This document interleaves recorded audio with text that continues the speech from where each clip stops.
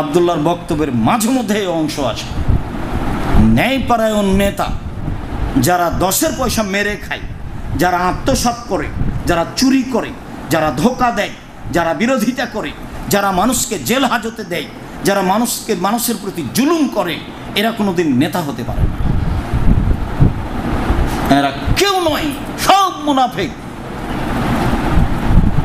আর আল্লাহ নবী বলছেন, এরকম মানুষকে যদি তোমরা নেতা করো তাহলে আল্লাহ তোমাদের উপর অসন্তুষ্ট হবেন।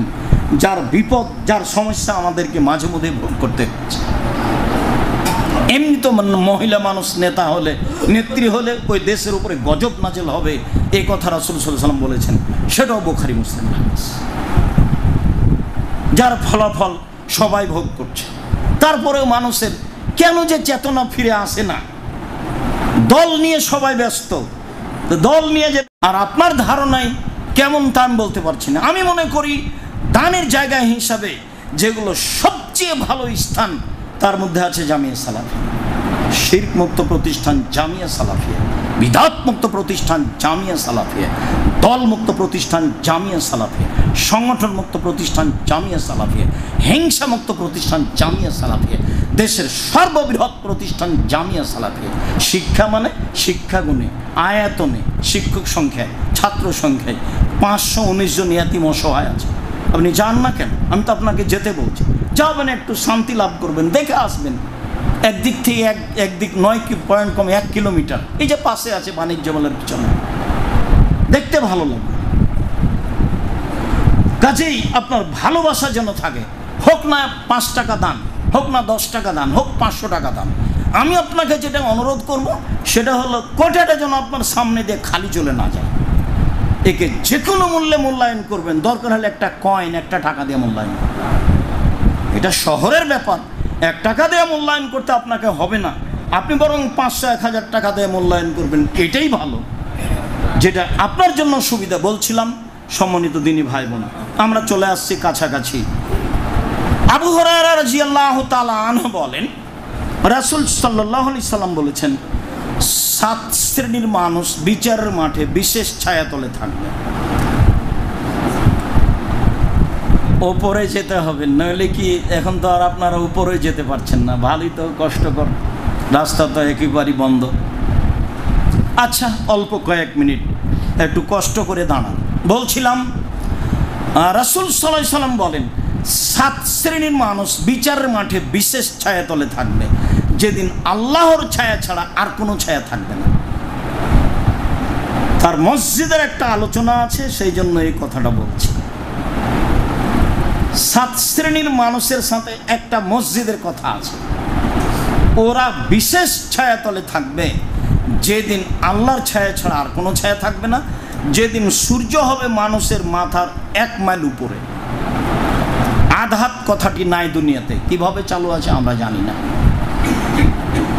যেইভাবে আসলে জিবরাইল পায়ের আঘাত করে জমজম পানি বের করলেন, তা আমরা তো জানি ইসমাইলের পায়ের আঘাতে জমজম পানি বের, তো দুধ খায়, ওর আবার পায়ের আঘাত কি আছে? এখন সবাই বলছে, এটাই শুনেছি, বুখারী মুসলিমের হাদিসে আছে, জিবরাইল পায়ের আঘাত দিয়ে জমজম পানি বের করলেন। সম্মানিত দিনী ভাই বোন, এক ইমামুন আদিল, ন্যায়পরায়ণ নেতা, আব্দুল্লাহর বক্তব্যের মাঝে মধ্যে এই অংশ আছে। ন্যায়পরায়ণ নেতা যারা 10-এর পয়সা মেরে খায়, যারা আত্মসাৎ করে, যারা চুরি করে, যারা ধোঁকা দেয়, যারা বিরোধিতা করে, যারা মানুষকে জেল হাজতে দেয়, যারা মানুষের প্রতি জুলুম করে, এরা কোনোদিন নেতা হতে পারে না। এরা কেউ নয়, সব মুনাফিক। আর আল্লাহ নবী বলছেন, এরকম মানুষকে যদি তোমরা নেতা করো তাহলে আল্লাহ তোমাদের উপর অসন্তুষ্ট হবেন। যার বিপদ, যার সমস্যা আমাদেরকে মাঝে মধ্যে ভোগ করতে হচ্ছে। এমনি তো মহিলা মানুষ নেতা হলে, নেত্রী হলে ওই দেশের উপরে গজব নাজেল হবে, এই কথা রাসূল সাল্লাল্লাহু আলাইহি ওয়াসাল্লাম বলেছেন। সেটাও বুখারী মুসলিম হাদিস। যার ফলাফল সবাই ভোগ করছে। তারপরেও মানুষের কেন যে চেতনা ফিরে আসে না? দল নিয়ে সবাই ব্যস্ত, দল নিয়ে যে ব্যস্ত, আর একজন যে মায়েরা ন্যাংরা করে দিবে তখন কি হবে? হিসাব আছে। মানে বিবেচনা ছাড়াই জীবিকা নির্বাহ করলে হবে? বিবেচনার দাম আছে, বিবেচনার বিবেকের খুব দাম আছে। বিবেক যার যত বেশি, বিচারের মাঠে তার বিচার তত কড়া হবে। যার বিবেচনাই নাই তার বিচার নেই। পাগলের কোনো বিচার নেই, পাগলের বিচার হবে না। এই কথা রাসূল সাল্লাল্লাহু আলাইহি ওয়াসাল্লাম বলে। ন্যায়পরায়ণ নেতা।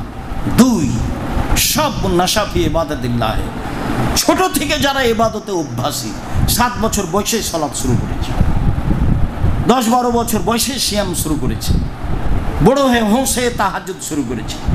ছোট থেকেই যারা ইবাদতে অভ্যাসী তারা থাকবে বিশেষ ছায়াতলে। 3, রাজুলুন কালবুহু মুআল্লাকুন বিল মসজিদ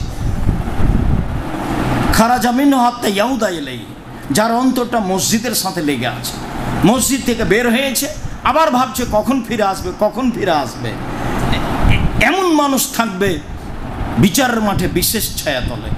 জোহরের সালাত আদায় করেছেন, আসরের সালাতে যাবেন সেজন্য ব্যস্ত হয়েছেন, একবার ঘড়ি দেখছেন, একবার বৌমাকে বলছেন, একবার মেয়েকে বলছেন সময়ের খবর, মানে ব্যস্ত হয়ে আছেন।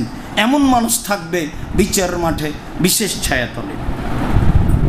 রাজুলানে তাহাব্বা ফিল্লাহি ইজতামা আলাইহি তাফাররাকা আলাইহি, 2 জন বন্ধু, বন্ধুত্ব গড়েছে আল্লাহকে সন্তুষ্টের জন্য, কেটে দিয়েছে আল্লাহকে সন্তুষ্ট।